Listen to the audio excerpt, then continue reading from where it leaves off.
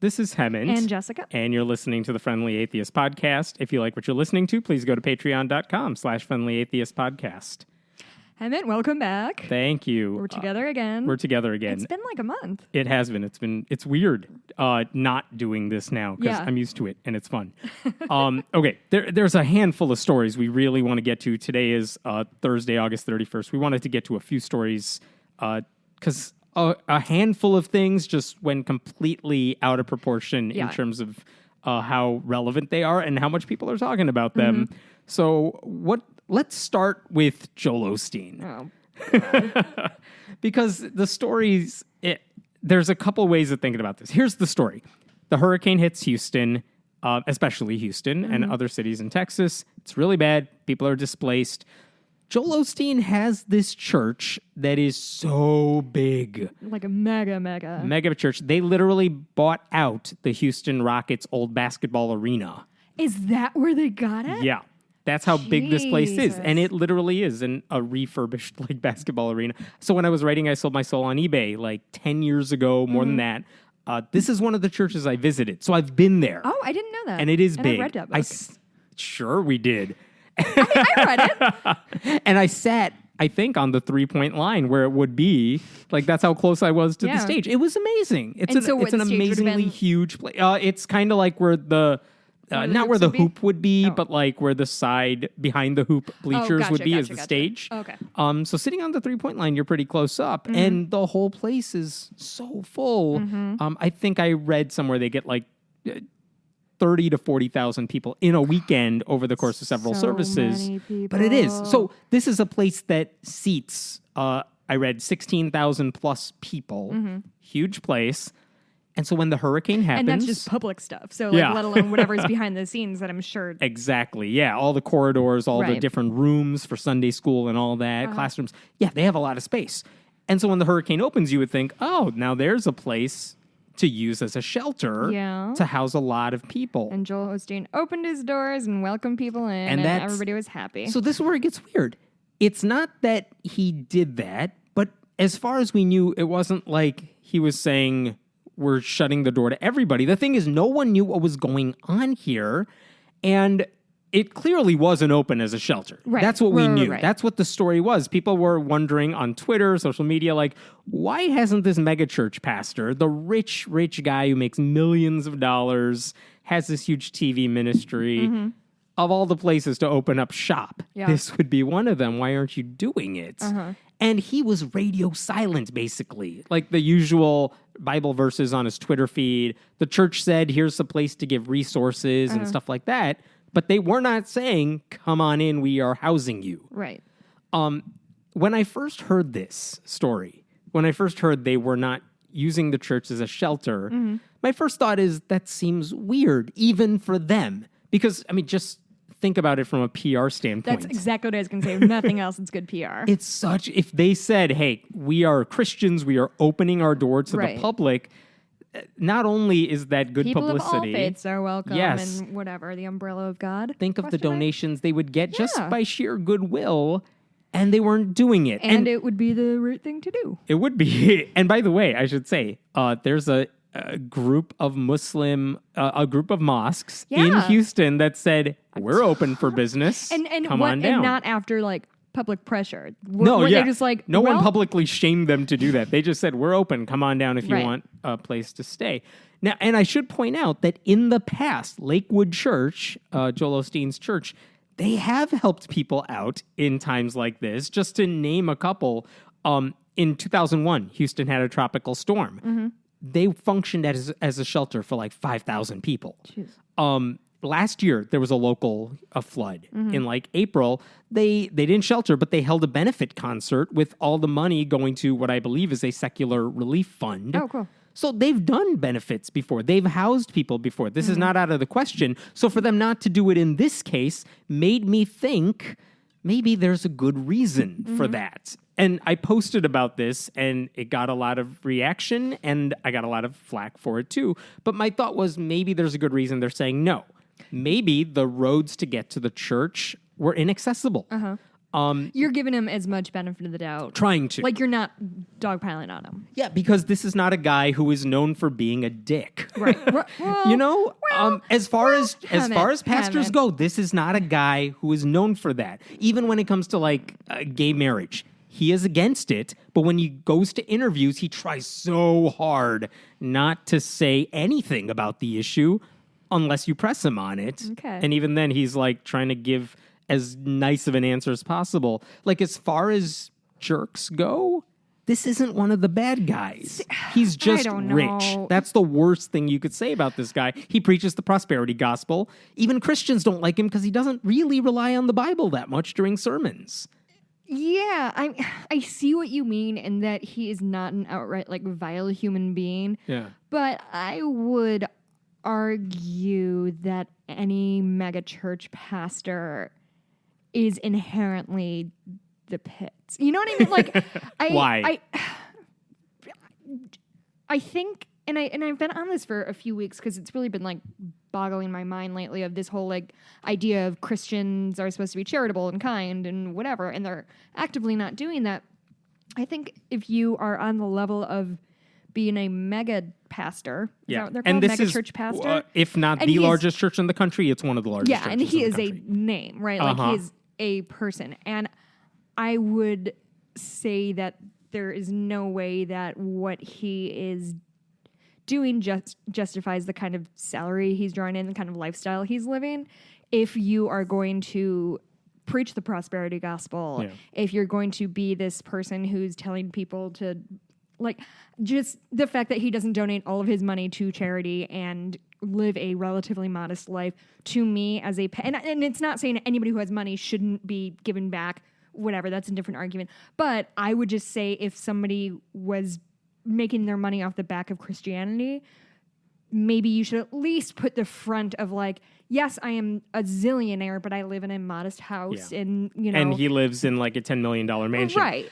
I would. Here's how I would rebut that, if any way. Like, even Pastor Rick Warren in California makes a big deal out about saying he reverse tithes. He gives 90% back to the church and keeps 10%. But his 10% is like way more than anybody else's 100%. But that's the thing. That's the idea, right? But that's the thing is like if Osteen kept 10% of what he made, he would still be better off than 95% of people in the country. I don't know where he gives money. I don't know that he gives money.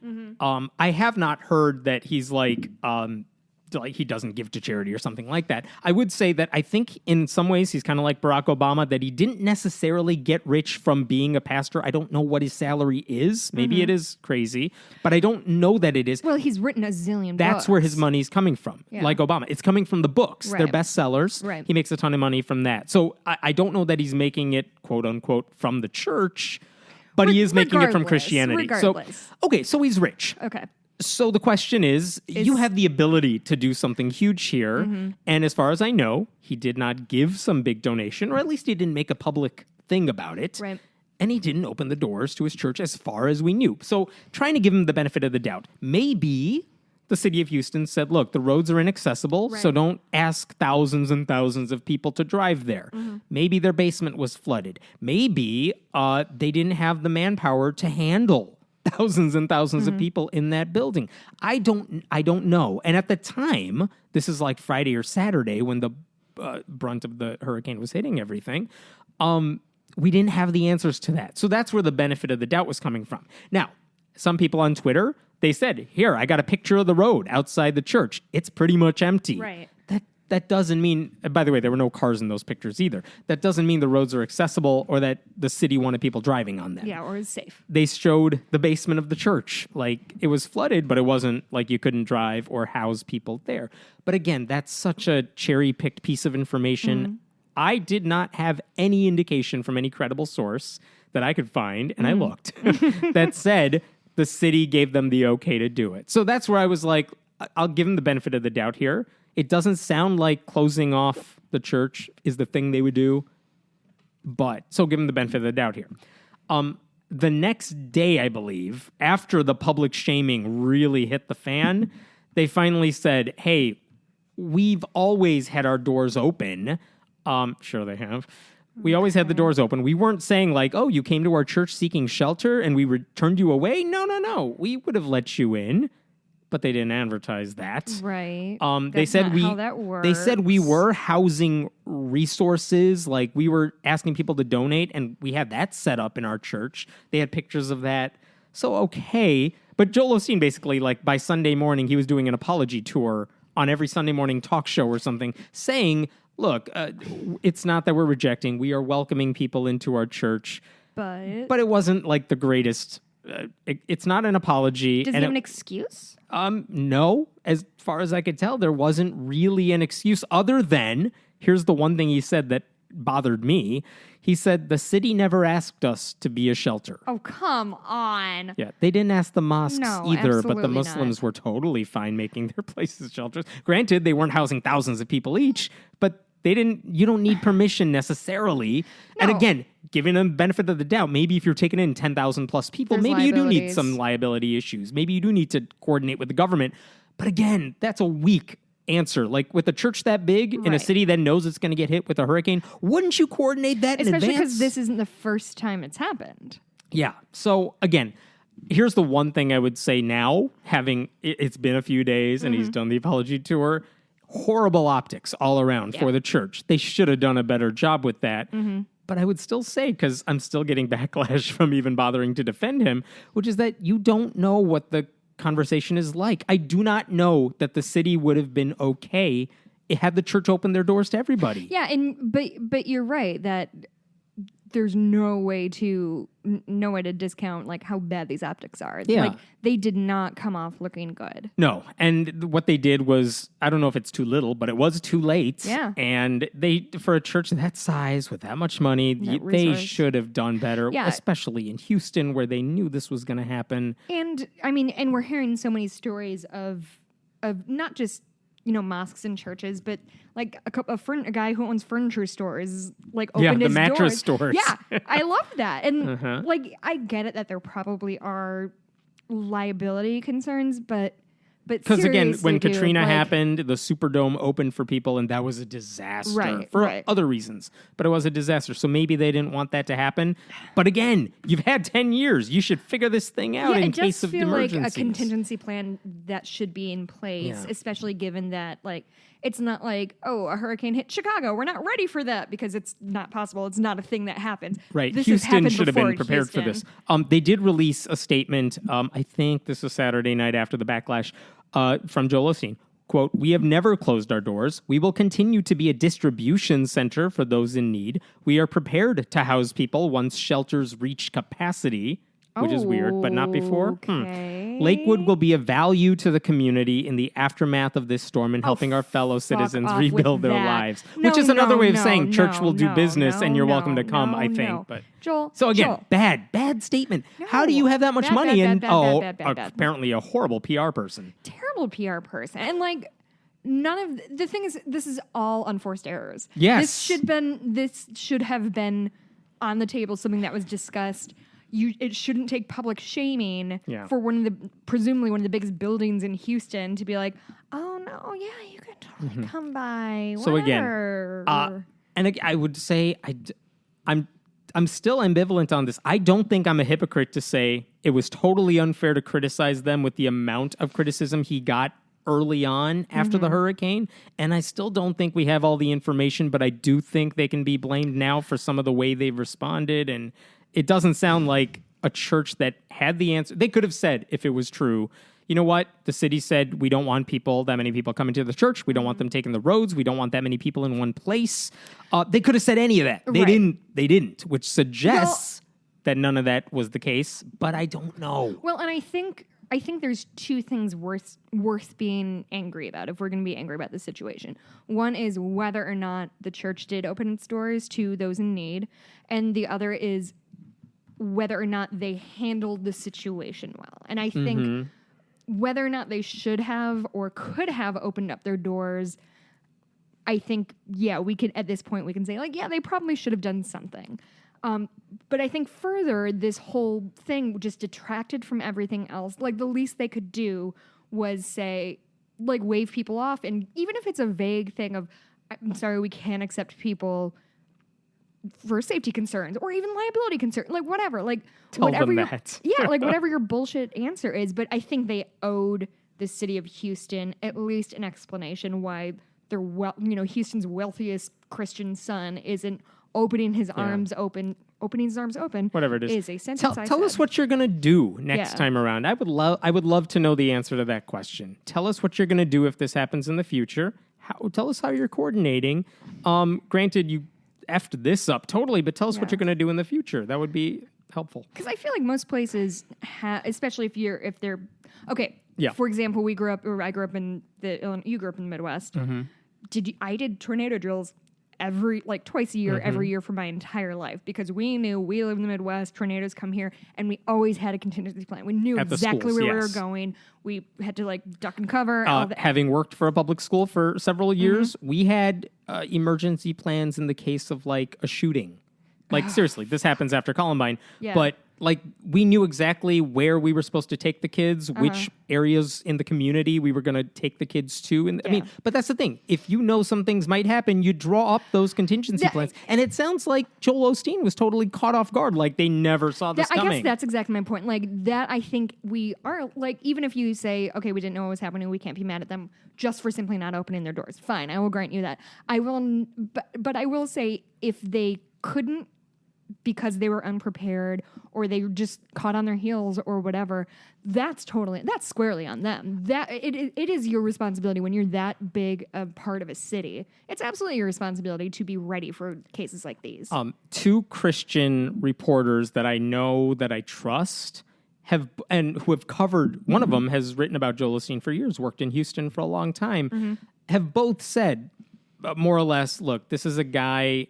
And they're saying this, even though they are Christian, they are saying this from an objective perspective. This is a guy that gets shit on a lot, and often for stupid reasons. Right. We covered him on this podcast a couple of months ago because, remember, his son graduated from Texas and did the Longhorn gesture, and Christians were you're doing the satanic one. He gets ridiculed for everything. Well, he's under a microscope. Yes, and he doesn't always deserve it, is what they said. And they were saying, we don't have all the information yet, but he's probably getting way more criticism than he deserves right now, at least until we hear more of the story. Okay. I want to move to a different story, which is another thing that seems to have caught fire because it came on Tuesday, I think, after the hurricane, which is the worst timing to do anything. Sure. But okay, a group of about 150 Christian pastors released something they're calling the Nashville Statement. You know what, Hemant? Yes. So I was in Boston and Maine for a week, and I Yes. flew back on Tuesday, and I was checking Twitter, and I saw this happening, and I was like, and still, it's Thursday now, and I'm still like, I don't really have the energy to read what this garbage is yet. So I'm about to hear, I know it's awful, and I believe homophobic. Oh, yeah. So, okay, all right. So my point is this is going to be fresh. Also, I did bring beer today because I thought it would be rough. Nuclearis Ufta, if you live within driving distance of Wisconsin. I've been there. Oh, you have been. It's a useless place for me because I'm not a beer go? person. Blame the in-laws. It was fine. It's a lovely place. I'm not a beer person. So I brought Hemant a Coors Light, and he doesn't like beer. So now I'm going to drink them both because I'm very brave. There's a baby somewhere. I'll give it to the baby. No. There is a new baby. There is a new baby. He's listening to me swear right now. He's sleeping. None of this will get through. He's very cute and healthy. Yes. And I'm on 2 hours of sleep right now. I'm so tired. This is going to be great. wait, I just really quick. So I left for Boston. So he was born, 3 weeks-ish 3 weeks ago? And about a week after he was born, I was dropping off the recording equipment to Hemant because I was leaving for Boston the next day. And Hemant was so fried. He was like, so how was your trip? And I was like, I'm leaving tomorrow for it. That sounds about right. It was really cute. Anyway. Baby's good, healthy. It's all nice. Yeah. Big sister is big sister. Big sister is big sister. She didn't throw anything off her plate. I was very proud of her. Yes. Okay, so this Nashville Statement. Oh, yeah. Here's what they did. These 150 people, they are part of a group, or at least the group that organized this was called the Council on Biblical Manhood and Womanhood. Oh, God. And these 150, and no. I guess they've been working on this statement for more than a year. More than a week ago, hit the pause button on that. More than a week ago, they gathered at some conference where all these pastors were at, and they all signed it, or at least they agreed to sign it more than a week ago, and they plan to release it a week later, which just so happened to be after the hurricane, which is horrible timing, but it was planned in advance, you know Christians, what I mean? I work in marketing. Do you need help from me? They could have postponed it. I don't really get why they stuck to the timetable. Just hire a PR person, please. But okay, here's what the statement basically says. It's their declaration that they signed in Nashville of their commitment to like man-woman marriage. And there are 14 articles to this statement. And by the way, they've done similar statements They think before. they're in the Federalist Papers, don't they? Yeah. So I'm gonna Like someone's gonna skim, write a musical about this someday. I'm gonna skim through these Hamilton. because these are worth discussing individually. But okay, Article 1. I'll read them and then we can talk about it. We affirm that God has designed marriage to be a covenantal, sexual, procreative, lifelong union of one man and one woman, blah, blah, blah, husband and wife. We deny that God has designed marriage to be a homosexual, polygamous, or polyamorous relationship. Oh, you know what? I'm impressed that they know the word polyamory. We also deny that marriage is a mere human contract rather than a covenant made before God. So, in other words, marriage is religious only. Like, the word marriage belongs to religion. It only applies to man-woman relationships. And so gay marriage, no, not legitimate. Polyamory, not legitimate. Polygamy, not legitimate. But again, the big deal is marriage is one man and one woman. I guess, okay, I know we're only at one. Yeah. But I guess, would they take issue with, like, you and I are both married, but neither of us got married in a church. Like, so do our marriages, quote unquote, count? Legally, I think they would say they do, but it's so not. They have it's the more than ability that if you're to supposed. They differentiate. Yes. They're just okay. Go ahead. Keep going. Article 2. We affirm that God's revealed will for all people, everyone, has to be is chastity outside of marriage and fidelity within marriage. So no sex unless you're married. Great. And when you're married, you're only with that one person. Well, so no cool. swinging, no polyamory, whatever. Now that it's on this thing, then nobody will ever have sex before marriage. Never. Thanks, by guys. the way, sorry, rest of Article 2. We deny that any affections, desires, or commitments are ever justify sexual intercourse before or outside marriage, nor do they justify any sexual immorality. So again, you must be celibate when you're not married. Reasonable. You must be monogamous during marriage. But what this means is if you are religious and you have any kind of sex really before marriage, you are doing something really, really bad. It's the whole sex slut shaming sort of thing that they do with a lot of Christian women and almost never Christian men. Would this sort of chunk of people be the kind of people who would say you should only have sex for procreational purposes too? Like, are they that hard line that like once you're married, you can have sex for fun when you're married? That's fine, but only within marriage. But here's what they're really hinting at. If you're gay, because you can't get married, see Article 1, then you don't get to have sex ever. Sure, that's hey guys, really reasonable. Article 3. We affirm that God created Adam and Eve, the first human beings, in his own image. Adam and Steve. Please tell me they put not Adam and Steve. They did not say that. They are equal before God as persons and distinct as male and female. We deny that the divinely ordained differences between male and female rendered them unequal in dignity or worth. What does that mean? It means you're liars. Adam and Eve were real shit. people. God made them men and women. They have specific differences. And so anyone who tries to blur the line between male and female, so whatever, hinting at transgender issues, hinting at intersex issues, the roles that men and women play are supposed to play, that's what they're hinting. So the thing that stuck out to me in that Article 2 or whatever it was called is this sort of notion that we're pretending that Christian men actually think men and women are equal, just in different roles. And I just think that's so disingenuous. And it's part of a idea called complementarianism that, we are equal, but women can only do certain things and men have to do certain things. And those things that women do are solely within the house, solely within the home, always deferring to their husband.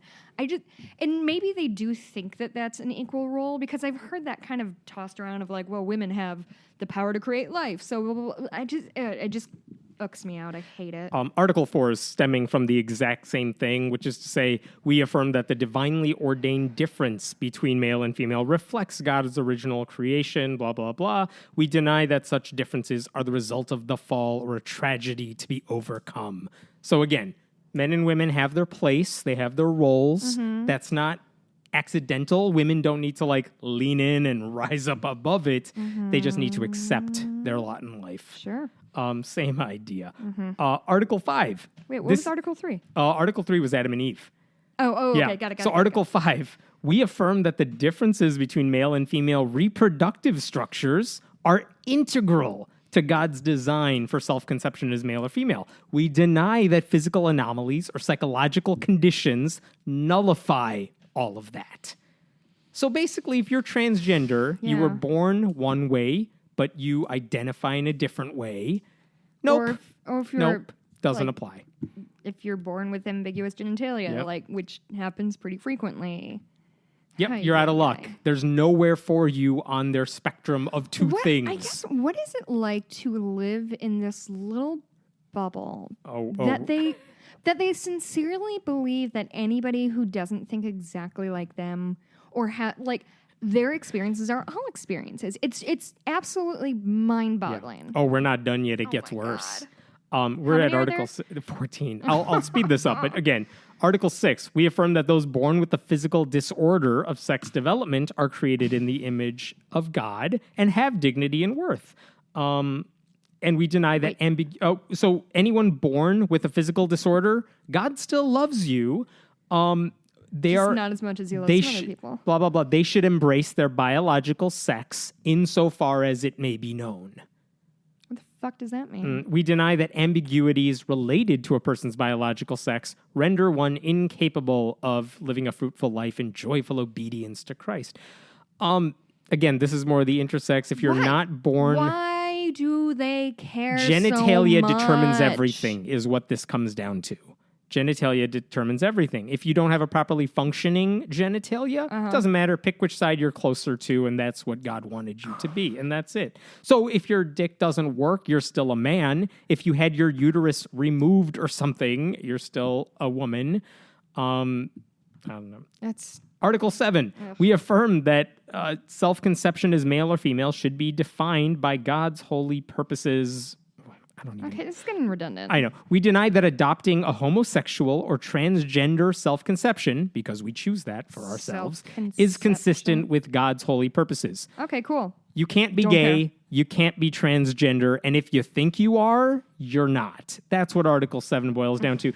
8, we affirm that people who have attraction, I'm paraphrasing, who have attraction for the same sex can still live a rich and fruitful life pleasing to God. It's okay if you're gay. That's fine. We deny that sexual attraction for the same sex is part of the natural goodness for God's creation, or that it puts a person outside the hope of the gospel. I should have brought more beer. Again, if you're gay, that's fine. God loves you. But unwritten here. But don't act on it. Don't act on it. Article 9. We affirm that sin distorts sexual desire by directing them away from the marriage covenant and toward immorality. We deny that an enduring pattern of desire for sexual immorality justifies sexually immoral behavior. Look, we know you want to do things other than have a monogamous relationship. Don't. But when they say things like that, and forgive me for being blue, are they also talking about not just outside the covenant of marriage or whatever, but are they talking about quote unquote sexually deviant things? Oh, I'm sure they are. It's unwritten. Not missionary. Yes. Yeah. Married.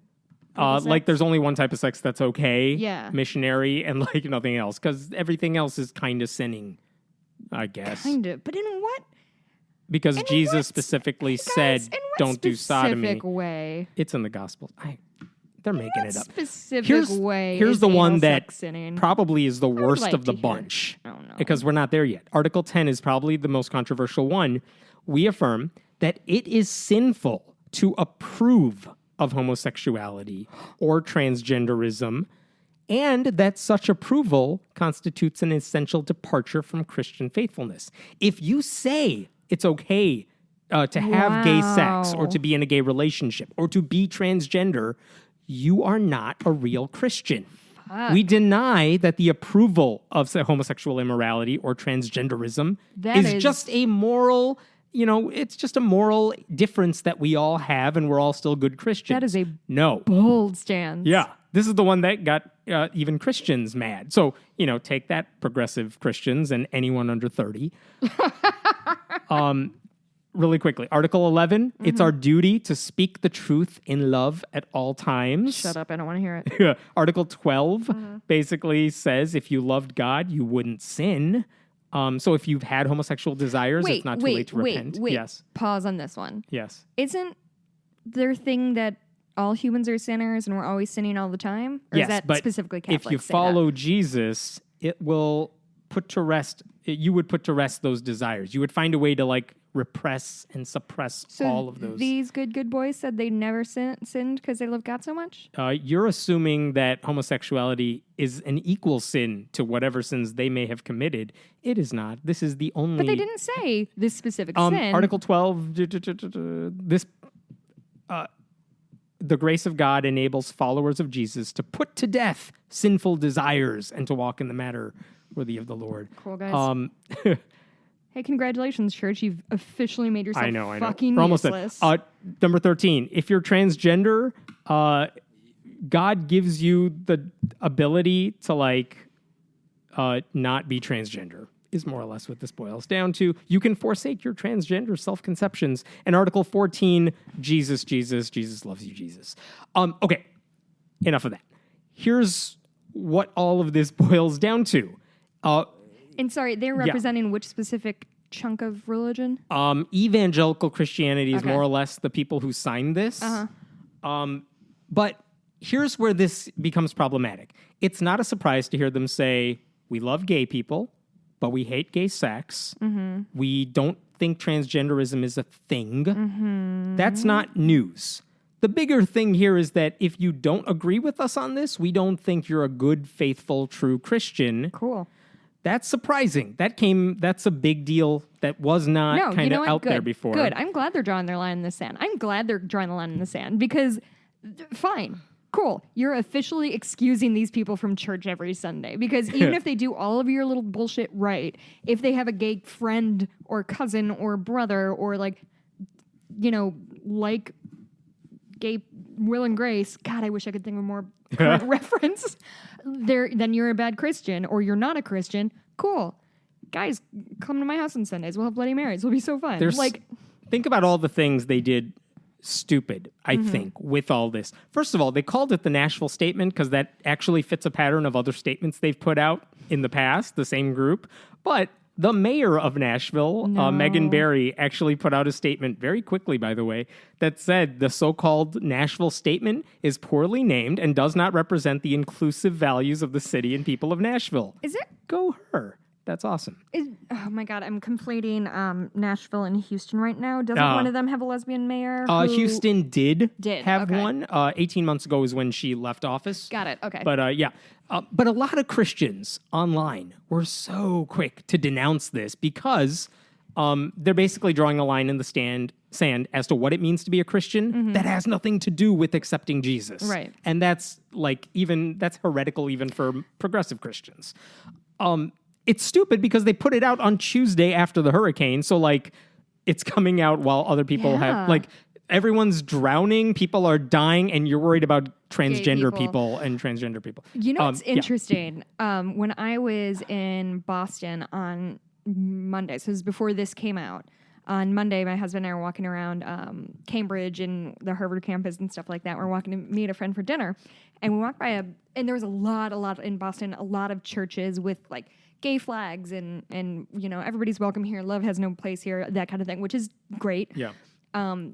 And we were walking by one in Cambridge it was on Massachusetts Avenue, I think, and it had a row of signs in front of it that were Black Lives Matter, abuse against women must end, gay people, pro-gay, very strong liberal stances. And as we're walking by the front, we looked to see what kind of church it is, and it was a Southern Baptist church. And we were floored at that. I feel like usually you see that it was Southern Baptist? Yes. Wow. Yeah, because I didn't know there was a huge Southern Baptist faction. Yeah, there are Baptist Boston. churches that are pretty awesome about that stuff. The Southern Baptist ones are not usually one of them. Yeah, Mikey and I just like physically stopped. Like, wait, what? I just assumed it was like a kind of Episcopalian sort of deal. Right. Another issue that is kind of another big deal with this statement is that these are the same people. A lot of the signers of this document are some of the same people who are defending Donald Trump at all costs. They didn't put out a statement when Donald Trump was running saying sexually assaulting women and grabbing their pussies without consent was wrong. They didn't put out a statement for that. They didn't put out a statement against his immigration policies or like banning Muslims or whatever it is. They have nothing to say about those things. But when it comes to gay people or transgender people trying to exist, they put out a statement saying, well, you're not real Christians, and anyone who supports you it's such fucking garbage. And this goes back to the thing that we've said a lot, and I know at one point I did a rant about it, that this thing of like, oh, we're protecting women and we're protecting people until women come forward and say like, hey, I've been hurt by a man, and then they're like, oh, honey, no. Like, no.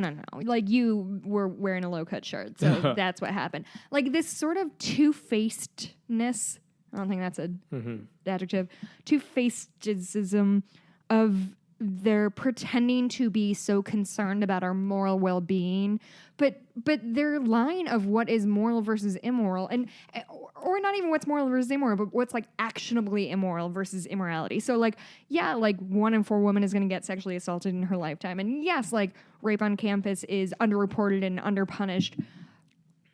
But, and even if they acknowledge like, yeah, that's bad, they're not getting together and having a fucking conference and releasing 14 like talking points on it. Why is it the gay thing? Why is this the hill they're going to die on? Because don't get me wrong, this is the hill they're going to die on. Oh, They've lost this fight. They have no moral authority, especially after, like, again, 81% of evangelicals voted for Trump, and it doesn't mean, and white evangelicals, I should say. Yeah. Black evangelicals, very different.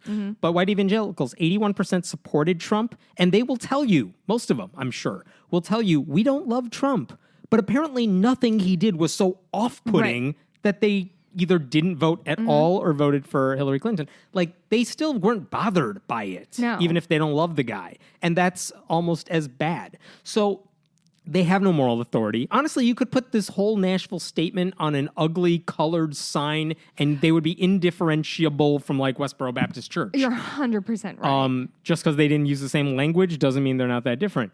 But you mentioned this is like the stupid hill they're going to die on. Yeah, because you've lost this one. Oh, yeah, even younger evangelicals are like, this is stupid. They don't have a lot of support other than from their conservative bubble. And again, what's the point? Again, what's the point of this statement? Are they trying to reach out to people? Are they trying to say... The only thing you're doing is scaring people off. Yes, it has a strategic thing. Which this is dumb. Is it like a galvanization thing? Is it like we only want true Christians? So like, I think their argument is that their argument is they see a lot of Christians who are like waffling on this particular LGBTQ rights issues. Yeah, and you lost the fight. They see that slipping away from them, so they're trying to double down and say, no, this is what we believe, and this is what it means to be a true Christian. Why is it this? Why does it fucking matter? And there's so many things. It's the same question a lot of Christians ask too. Why is this sin singled out? Yeah. If we think everything's a sin, but like, why is the homosexuality, LGBT issues? Why are those the ones you make a big deal about, but you don't do the same stuff about a guy that's been married 3 times, a guy that's been accused of assaulting women, of not... Oh, no, not accused. He's admitted. I mean, he's admitted to it. He been accused of rape. He doesn't pay his workers. He doesn't give to charity. He brags. I mean, there's no shortage of things we could trash about Donald Trump, but the point is, these Christians don't seem to have a problem with that, and at least they're not putting out statements like this, saying, let's talk about, what it means to be a leader, what it means to respect women. They don't put out these sorts of statements for that. They don't care, and I don't know. I feel like it has something to do, and maybe this is just the way my mind thinks. So the things that they're like willing to like fall on their sword for is what? Gay marriage, abortion, and like birth control, right? Those seem to be their top 3, and those are all arguably related because it doesn't ever seem to be. They don't really have a big problem with lesbians. They don't like lesbians seem to fly below their radar. They don't say the word as much. I think it still applies, but when you talk about like this sinning that they do, they're just thinking of like men having sex. Yeah, like, I mean that's all they think about. Period. They think about it way more than gay guys do. and maybe this is like a big stretch, but something about like they all sort of apply to femininity in a way that like they see most gay people as effeminate and thereby makes them less men. I have heard that argument. And that kind of lumps them into like femininity being strong almost. I'm just spitballing, this may be nothing. Well, this goes back to what they said in the articles themselves, which is that if you're a man, act like a man. And if you're a woman, you have your role. And men shouldn't act like women or dress like women or be effeminate or want to or have a desire for men. Because like, being a strong feminine figure, because femininity doesn't belong to women. Anybody can be feminine. So I don't know. I just have this idea of like the birth control, the abortion, obviously are attacks on women specifically because they're not quote unquote male it gives issues. women some power over their own bodies. And I wonder if there's something about like men being feminine to them. And this is obviously their sort of broad strokes of that freaks them out. I don't know. I just maybe that's nothing, but I can't stop thinking about it. It's not surprising. They've been like this for a while, and also to say that being transgender, you're wrong, is essentially what they're saying here. Just stop. Which again goes against what this isn't a moral issue. This is like, nope, if you're transgender, you just don't understand yourself. You're not really transgender. You're just choosing something else. Like, have you ever talked to a trans person? No, of course. Clearly they haven't. They haven't. Or not they knew of. Not that they know of, right. Not openly. They haven't talked to anyone openly trans. Like, if you did, you would know. But again, they don't. They never do. Well, and it's... the trans thing is crazy because I feel like it's a lot of people who are like, oh, they just decide they're going to be this one day. Like, as if being trans isn't maybe the single most dangerous community to be a part of in terms of sexual assault, in terms of assault, suicide rates, all that stuff. Like, it's not fun being a trans person. Right. Like, they're not choosing to do that for the hell of it. Right. And I hope I'm clear that, like, yeah. I'm not saying trans people aren't fun or great or whatever. I'm just saying, like, the journey of being a trans person and transitioning is painful on many, many ways. Yeah. And I've heard that from gay people too. Like, why would I choose to be gay given all the hardships that come with given it? Given all your bullshit that you're delivering at me. Right. They're not choosing this. Yeah. And so it's a dumb statement. I mean, the one good thing I guess we could say about this is whatever impact they thought it would have. It's going to have the opposite. Yeah, it's not. Like, people aren't talking about it because there are more pressing issues. But two, a lot of the vitriol against it has come from other Christians who are like, what the hell are you doing? Mm-hmm. They don't buy into this. And you know what? There are 150 people who signed it and on the website for the statement. And you could find it, just Google Nashville Statement. The people who signed it, their names are public. Good. Yeah. Like, get them on the list so you know exactly who these people are and why you shouldn't listen to what they say. Right. They're basically saying, hey, whatever respect you have for me, throw it away because I believe this bullshit. Mm-hmm. Anyway, so that happened.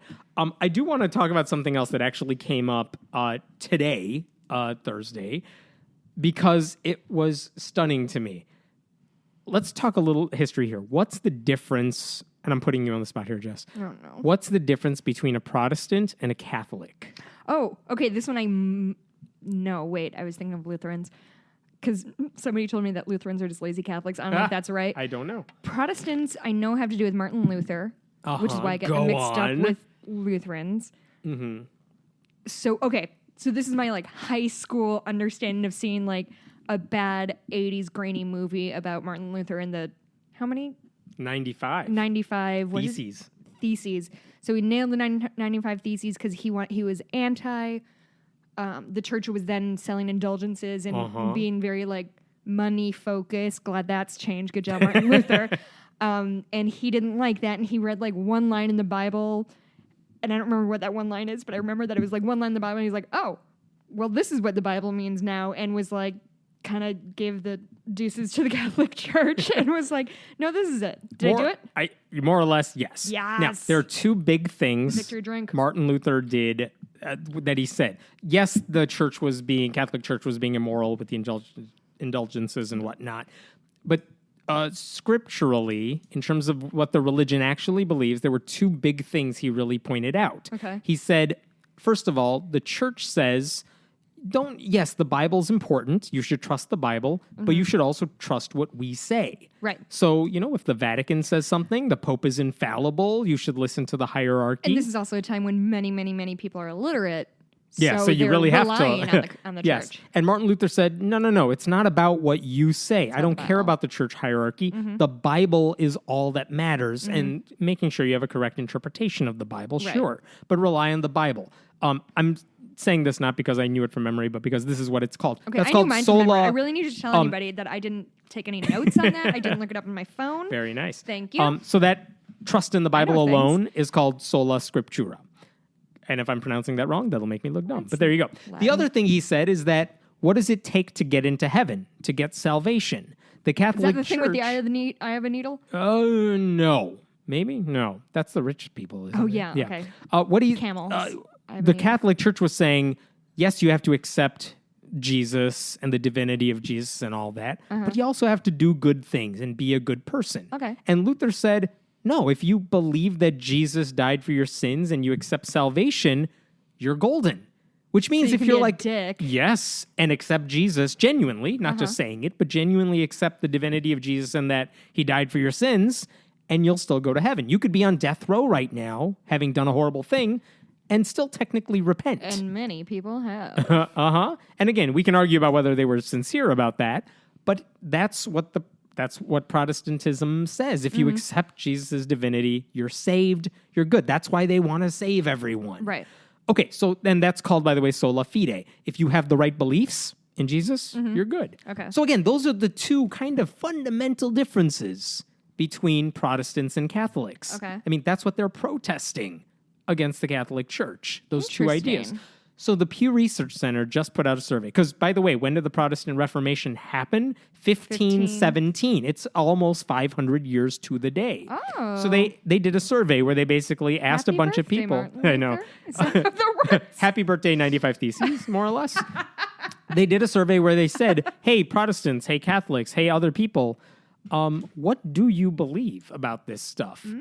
And what they found is amazing because they asked Protestants all these questions like, do you believe faith in God alone is all you need to get into heaven? Or do you think you need to believe in God and do good things?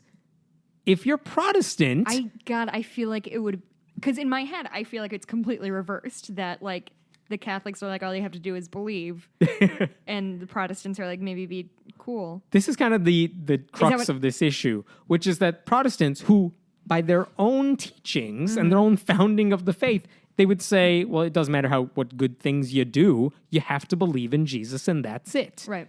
52% of Protestants did not say that. No shit. They said you have to be a good person too. So they're wrong about their own stated beliefs. They also asked them, hey, Protestants, do you believe the Bible provides all the religious guidance you need? Or do you need the Bible and you should listen to what the church tells you? Which is the Catholic position. 52% of Protestants said, yeah, you should listen to what your church tells you. They're wrong about their own beliefs. Now, when they asked Catholics the same question, 81% said you have to believe in God and be a good person, which is what the church teaches. 75% said you have to read the Bible and follow it, and you have to listen to the church. Catholics knew their positions better than Protestants knew their beliefs. Are you with me here? I am. I'm just surprised because I feel like Catholicism has a sort of reputation of like, God forgive me for being so like reductive in this, but like gangsters or murderers, like they go to church every Sunday and they're absolved, even though like they do all these horrible things that like if they go and confess every Sunday and like do their penance, then they're super good. So I guess maybe you're kind of assuming too many movies. You're kind of assuming they all know what the beliefs of their faith are, or that they don't understand it. Like you're trying to find logic in something that is inherently illogical to begin with. So it's going to get confusing. But when it came down to it, here's the takeaway from all this. How many Protestants believe all you need is the Bible and all you have to do is accept Jesus, which is their stated position? Doesn't matter what denomination you are. If you are Protestant, that is what you believe. Right. 30% believe in both. Only 30%. Wow. When it comes to Catholics, how many of them reject all that because that is their stated position? 68%. Huh. So like 70% of Catholics know what the Catholic Church teaches. And they accept it that way. And only 30% of Protestants know what their faith teaches them and accept it. And who is that on? Does that mean that...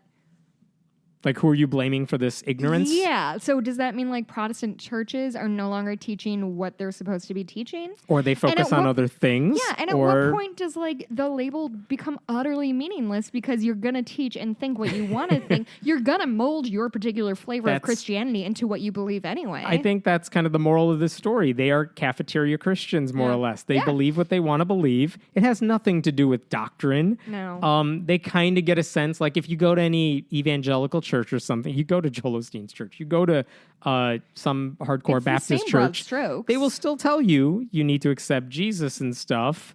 But like a lot of people who go to these churches, that's not the takeaway message there. They're hearing other stuff that either matters more or they're raised to be in that religion and like it's more of a cultural thing for them anyway. So it's not about a doctrinal, like, yep, these are the things I believe. But how would Lutheranism... Like, how did the Lutheran Church survive if they're saying, like, all you have to do is read the Bible and believe in Jesus? We will help you interpret the Bible, but really you just got to rely on the Bible. I may be wrong. I will help you through this.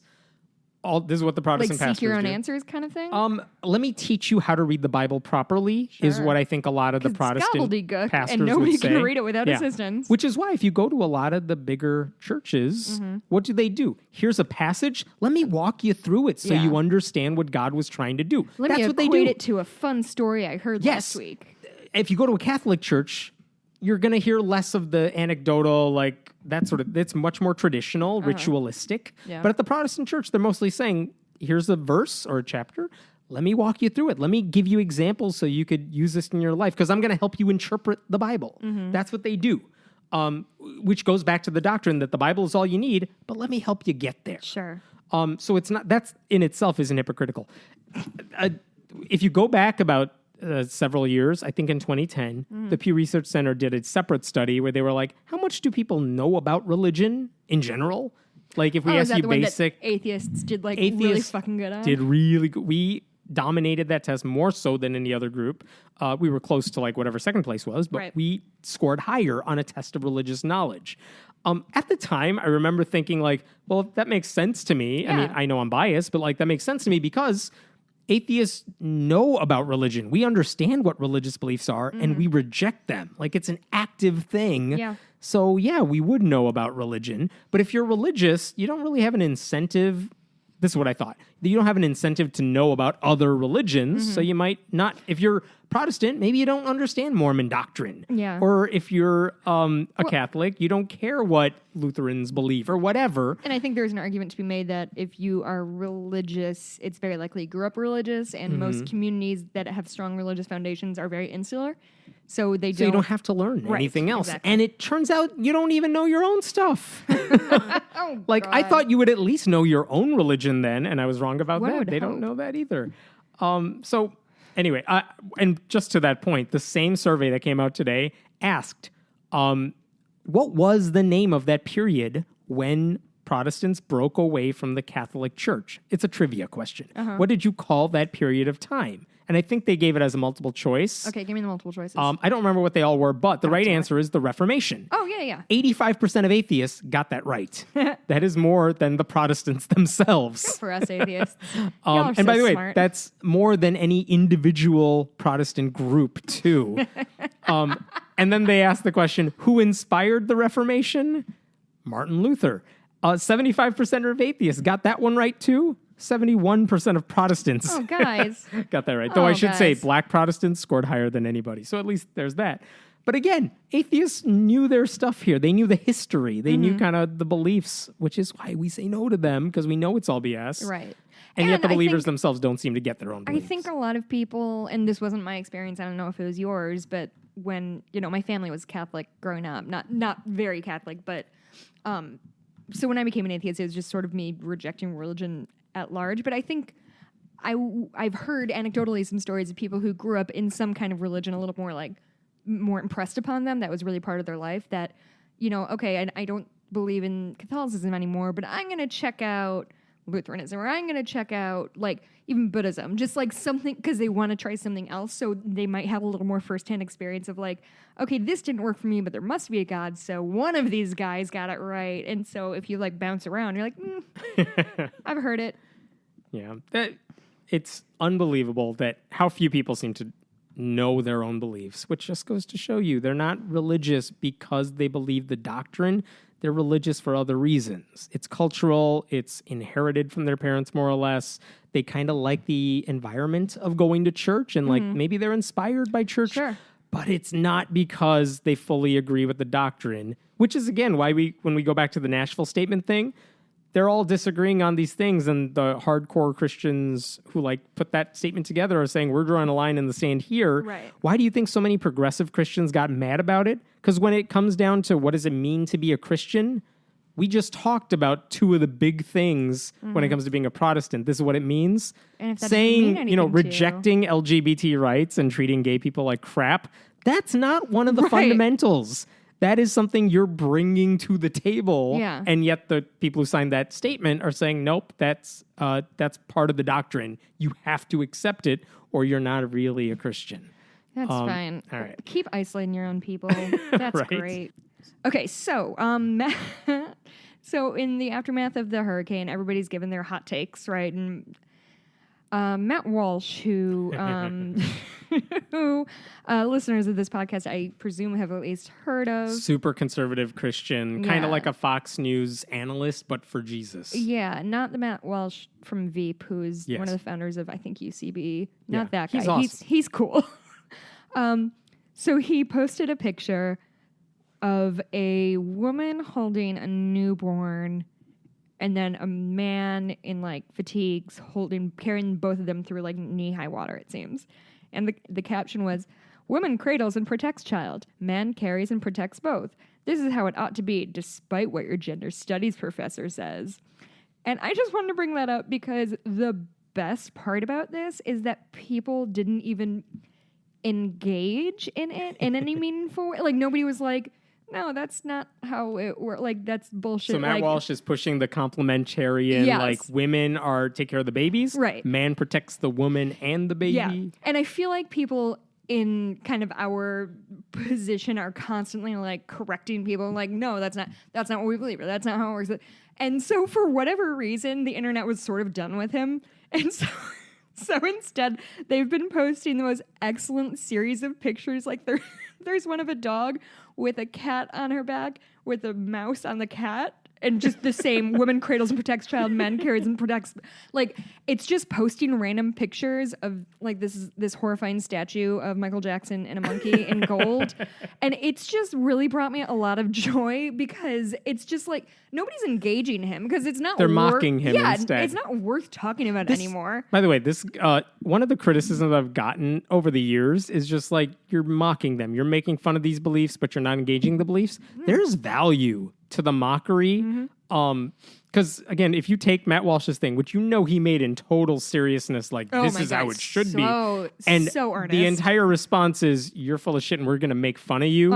Or just to take Donald Trump, he does these things that are very serious, but you have all these late night comedians just trashing him and mocking him mercilessly for it. And it drives him crazy. Oh, God. That stuff has value. Especially Donald Trump. That because stuff he has has value. no sense of humor about himself. Because when you identify the bullshit and you call it out and make fun of it, it's so much easier to understand why it's wrong. Yeah. And I think that's why this whole thing that and we haven't really done a podcast together since the Nazi marches. Oh, God. Yeah, that was a whole thing that happened while we were both away from each other. But just my favorite part about all of that, obviously it was a horrible demonstration of racism and shit. But my favorite part was just like making fun of these like 20-year-old like high and tight haircut wearing tiki torch carrying motherfuckers, because like I think it diminishes them as a threat if we look at them and like, oh no, what are you, sweetie? That's a tiki torch. That's a tiki torch. Are you keeping mosquitoes away? Like, it just sort of diminishes their ability to like be a force to be reckoned with. And we're like, oh no. I remember reading something a long time ago that like people didn't. Maybe I just missed it. Like, it was simplified. People didn't really do that with Hitler. Mm-hmm. You didn't make fun of him so much. But like and I'm not comparing the two, but like when you have someone like him versus whatever enemy you want to call out today, any group that's doing something horrible, and you mock them, that maybe diminishes that power quite a bit. I think it does. And so, yeah, mockery serves the purpose in that sense. Yeah, and I think when you see things like, and I think a great example of it, I don't know if it's a great example, but Kim Jong-il and Kim Jong-un, who both are like horrible fascist dictators and have caused great misery in their country and elsewhere, but like are so just kind of silly on their face. This sort of like this narrative that's come out about them of like they play basketball against people and think they can do slam dunks, and like this sort of like self-coddling thing of and I think Trump has the same thing. The South Park guys make a movie about Kim Jong-il. Like, it's bad if like government's ignoring them because they don't think they're as powerful as they might be. Right. But it kind of makes you realize like, no, this is stupid, and we need to fight back against this because it's ridiculous. And because not all of us can do everything, right? Like, I am not going to be able to lead a counter protest against Nazis personally. That's not sort of in my wheelhouse or sphere of influence. But I can make fun of them a whole fucking lot to, a medium. And it's only funny if there's some truth to it. Yeah. So. I wanted to bring up two more quick things that shouldn't take too long. But there was two pictures that I saw after the hurricane or during the hurricane. One was a picture of what appears to be a cross. Maybe it's a telephone pole. I'm not really sure. But whoever took the picture seemed to think it was a cross. Ever. Can I see it? Yeah. And it was still standing while everything around it seemed to be blowing away. Oh, that is 100% a telephone pole. And the argument, the person's caption was like, this city hasn't forgotten that the wind and waves obey him, which is a Bible verse. Uh-oh. Like, as if this is a sign from God that everything's okay. I saw a similar picture with the Virgin Mary statue somewhere. It was in the pile of rubble. It survived, I guess. It's like, you think this is a sign from God? No. If God wanted to send a sign, this is a horrible way to send you a message that he loves you. No, that shit bums me out. A nicer God would have maybe, blown the hurricane away from Houston. Or, hey, you know what, Hammett? You know what a really chill God would do? Appear and be like, hey, guys, here are the things that you're doing wrong. Could you stop? Yeah, several people, dozens of people maybe, have died from the hurricane, but at least the Virgin Mary's still standing up. It's this sort of pattern that we see over and over and over again, that something horrible happens, and then, like, one person survives, like, a building explosion. It's like, oh, it's God's will. Like, no, like, that is diminishing the fact that people died. Yeah. So what, did those like people sin or not be good enough? It's like a giant plane crash happens and there's one survivor and it's like, she's a miracle. God saved her. God killed dozens of people in a horrible fiery crash. Like, that's what God did. Don't say she's a miracle unless you're willing to acknowledge that he just killed all those other people. Same thing in sports. Yeah, God helped your team win. Yeah, God helped the other team lose. You never hear that one. Yeah. My favorite version of this pushback, it's like thanking a serial killer for murdering your neighbors but not getting you. Ooh, that's dark. Like, yeah. I like that. But if you believe God caused the hurricane, if you believe it's part of God's plan, because you think everything's part of God's plan, like, don't point to the one silly thing and say that's a sign from God as the destruction is happening all around. It's ridiculous. Yeah, no, I super hate all of this.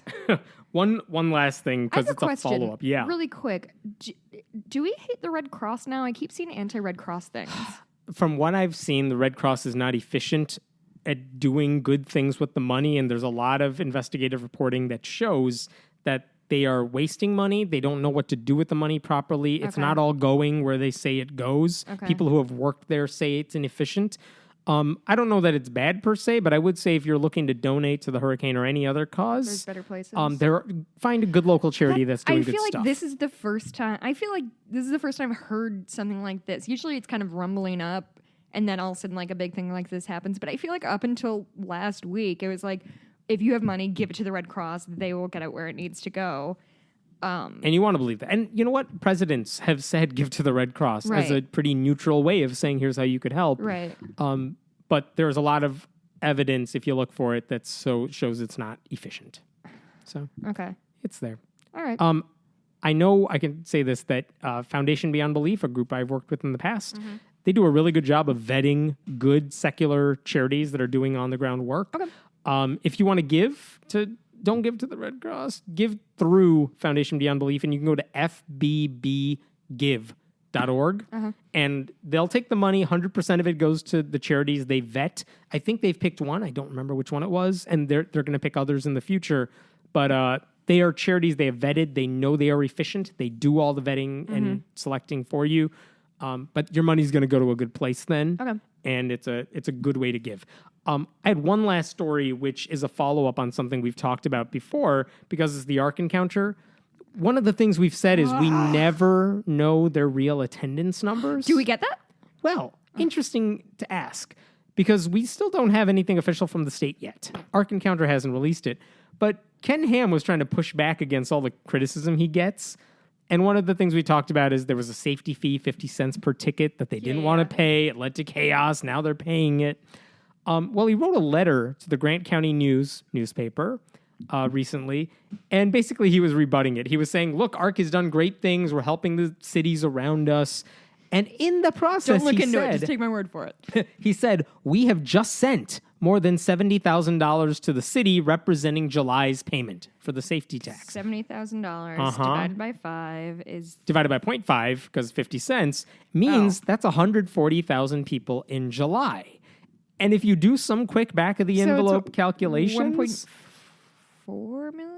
1.68 million for the year, if you extrapolated... Okay, I was a literature major, so That's that was really right. fucking close. But the point is, if you take it from, you gave $70,000 for a 50-cent fee, that means 140,000 people came in July, which, if you said that every month, that's a 1.68 million people. Which is probably not necessarily true, because January happened. So let's talk about what that winter.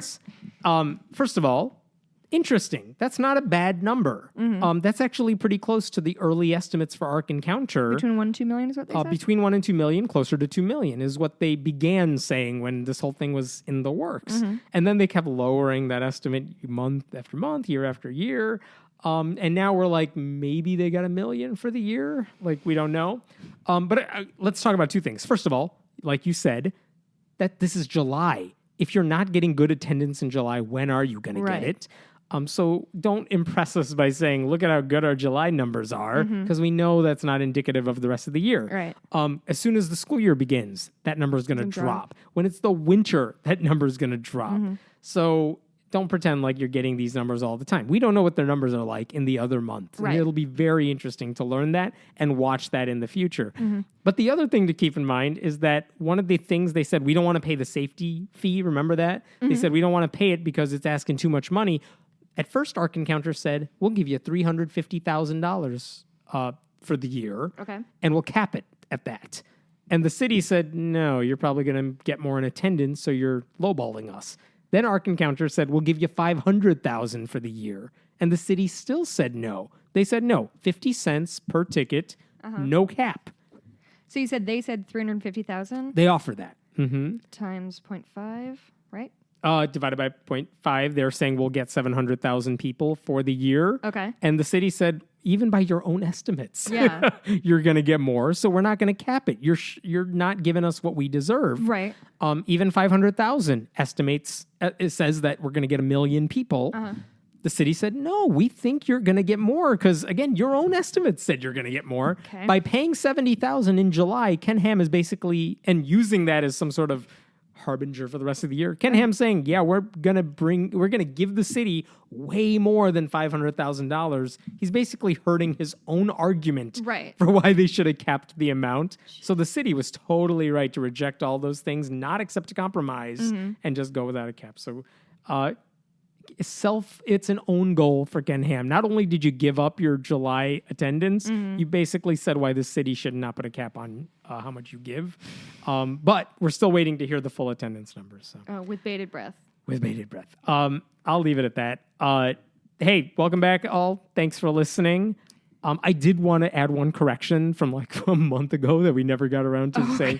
I think I mentioned a month ago that Jay Sekulow, who is one of Donald Trump's lawyers. The secular superhero. That was my dumb joke.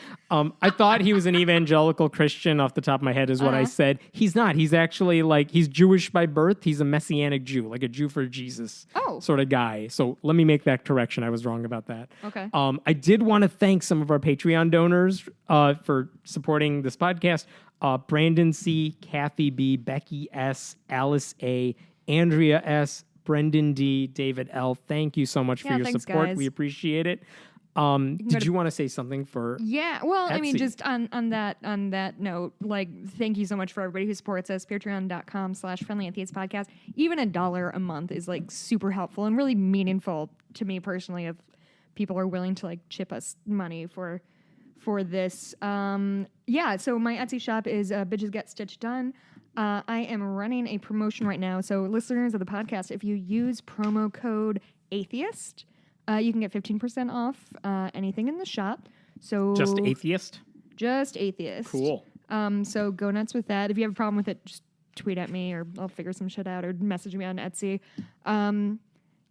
So thanks. I've again got a couple of orders from listeners. It's always really nice when I get orders from listeners because I get an order and they'll be like, hey, I love the show. I'm like, an order and a compliment. That's awesome. It feeds my ego so much.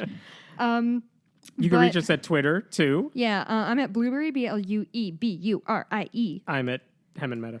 I'm coming close to 1,000 followers. Look at you. Next stop, verified. This podcast will not help you get there. That is not a goal I think I will achieve in this lifetime. It's all right. We'll be back next week. Thanks for listening. We'll see you then. Thanks, guys.